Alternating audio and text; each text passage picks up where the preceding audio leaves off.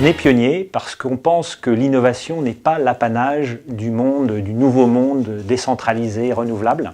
On pense qu'il revient aussi à des acteurs comme nous, peut-être plus traditionnels, d'être innovants. On l'a montré par l'effort sans précédent de décarbonation qu'on a fait ces 10 dernières années.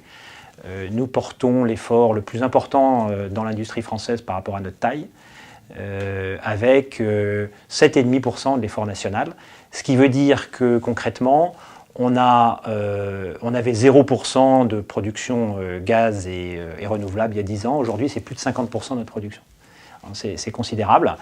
Un exemple concret, on est en train de mettre en service la plus grosse unité de renouvelable qui fonctionne en continu en France, 150 MW, un investissement de 300 millions d'euros en Provence, avec une innovation aussi, parce que là on utilise le bois énergie, qui vient compléter le mix renouvelable français. Donc voilà, on entend souvent dire que small is very beautiful en matière d'industrie.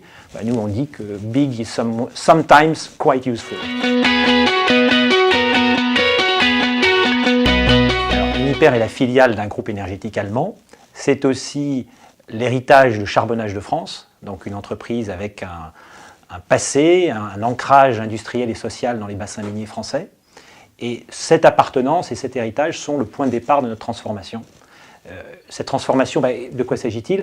C'est décarboner, moderniser, mais aussi mettre au service des réseaux électriques, des clients, c'est-à-dire les producteurs et les consommateurs, notre expertise, notre savoir-faire en matière de sécurité d'approvisionnement. Essentiellement cela. Ça touche tous nos métiers, puisque nous sommes présents sur tous les métiers de la chaîne de valeur d'électricité où la concurrence existe en France, c'est-à-dire la production, la commercialisation, métiers traditionnels, mais aussi des nouveaux métiers comme l'agrégation, l'intégration du renouvelable dans le dispositif.